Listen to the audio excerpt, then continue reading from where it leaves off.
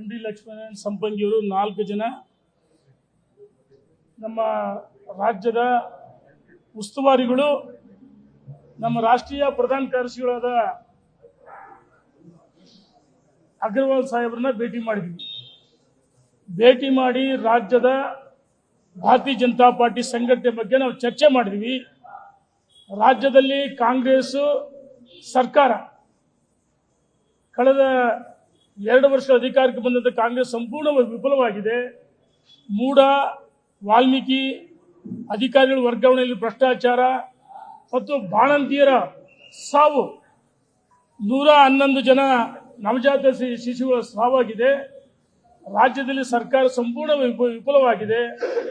ಇವತ್ತು ರಾಜ್ಯದಲ್ಲಿ ಭಾರತೀಯ ಜನತಾ ಪಾರ್ಟಿ ನಮ್ಮ ರಾಜ್ಯದ ಅಧ್ಯಕ್ಷರಾದ ಸನ್ಮಾನ್ಯ ವಿಜಯೇಂದ್ರ ಅವರ ನೇತೃತ್ವದಲ್ಲಿ ವಕ್ಫ್ಗೆ ಈಗಾಗಲೇ 3 ತಂಡಗಳು ಅಧಿಕೃತ ಪ್ರವಾಸ ಮಾಡಿ ಎಲ್ಲ ಜಿಲ್ಲೆಗಳಲ್ಲಿ ಬಹುಶಃ ನಾವೆಲ್ಲ ಪಾಲ್ಗೊಂಡಿದ್ವಿ। ಬೀದರ್, ಗುಲ್ಬರ್ಗ, ಯಾದಗಿರಿ, ರಾಯಚೂರು ಜಿಲ್ಲೆಗಳಲ್ಲಿ ಅದ್ಭುತವಾದ ಜನರ ಸ್ಪಂದನೆ ಇದೆ ಮತ್ತು ಪಕ್ಷವನ್ನ ಕಟ್ಟತಕ್ಕಂಥ ಕೆಲಸವನ್ನು ರಾಜ್ಯದ ಅಧ್ಯಕ್ಷರ ನೇತೃತ್ವದಲ್ಲಿ ನಾವೆಲ್ಲ ಒಟ್ಟಾಗಿ ಸೇರಿ ತೀರ್ಮಾನ ಮಾಡಿ ಪ್ರವಾಸ ಮಾಡ್ತಾ ಇದೀವಿ। ಚೆನ್ನಾಗಿದೆ ಅಂತ ಹೇಳಿದ್ವಿ। ರಾಜ್ಯದ ರಾಜಕಾರಣ ಇವತ್ತು ಕಾಂಗ್ರೆಸ್ ಸರ್ಕಾರ ಸಂಪೂರ್ಣ ವಿಫಲ ಆಗಿದೆ, ಟೇಕಪ್ ಆಗಿಲ್ಲ। ನಮ್ಮ ಅಗರ್ವಾಲ್ ಸಾಹೇಬರಿಗೆ, ರಾಧಾ ಮೋಹನ್ ಸಿಂಗ್ ಅಗರ್ವಾಲ್ ರವರಿಗೆ ನಾವು ರಾಜ್ಯದ ಏನಿವತ್ತು ಪ್ರಸ್ತುತ ರಾಜಕಾರಣ ಬಗ್ಗೆ ಚರ್ಚೆ ಮಾಡಿದ್ವಿ।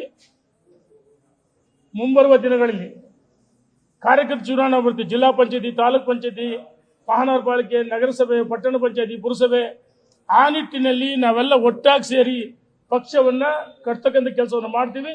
ಸಾಮಾನ್ಯ ಕಾರ್ಯಕರ್ತರಾಗಿ ನಾವು ಪಕ್ಷ ಜೊತೆಗಿದ್ದೀವಿ ಮತ್ತು ರಾಜ್ಯದಲ್ಲಿ ಭಾರತೀಯ ಜನತಾ ಪಾರ್ಟಿ ಸಂಘಟನೆಗೆ ನಮ್ಮ ಸಂಪೂರ್ಣವಾದ ಸಮಯವನ್ನು ನಾವೆಲ್ಲ ಕೊಡ್ತೀವಿ ಅಂತ ಹೇಳಿ ಚರ್ಚೆ ಮಾಡಿದ್ದೀವಿ। ಈ ಚರ್ಚೆಗೆ ಪೂರಕವಾಗಿ ಅಗರ್ವಾಲ್ ಸಾಹೇಬರು ಸಹ ಸ್ಪಂದನೆ ಮಾಡಿದರೆ, ಹಾಗಾಗಿ ಪ್ರಸ್ತುತ ಭಾರತೀಯ ಜನತಾ ಪಾರ್ಟಿಯಲ್ಲಿ ಏನು ಕೆಲವು ಗೊಂದಲಗಳಿದೆ ಅದನ್ನು ಚರ್ಚೆ ಮಾಡಿದ್ದೀವಿ। ಧನ್ಯವಾದಗಳು। ಕಟ್ಟ ಸಾಹೇಬರು ಮಾತಾಡ್ತಾರೆ।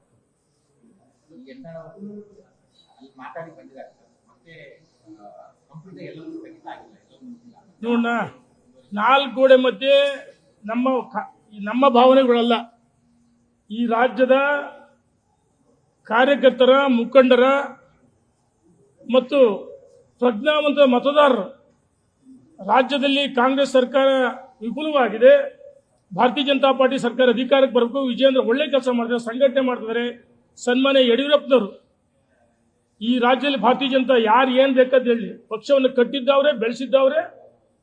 ಅವ್ರ ಜೊತೆಗೆ ಅನಂತಕುಮಾರ್ ಇದ್ರು, ಬಹುಶಃ ನಾವು ಹಿರಿಯರು ನೆನಪಾಡ್ಕೊಳ್ಬೇಕು, ದಿವಂಗತ ಮಲ್ಲಿಕಾರ್ಜುನರು, VS ಆಚಾರ್ಯರು, ರಾಮಚಂದ್ರೇಗೌಡರು ಮತ್ತು ಡಾಕ್ಟರ್ ತಂಗಾವರವರು, ಕರಂಬಳ್ಳಿ ಸಂಜೀವ್ ಶೆಟ್ಟರು, DS ಶಂಕರಮೂರ್ತಿಯವರು, BV ಶಿವಪ್ಪನವರು, ಅವೆಲ್ಲ ಹಿರಿಯರು।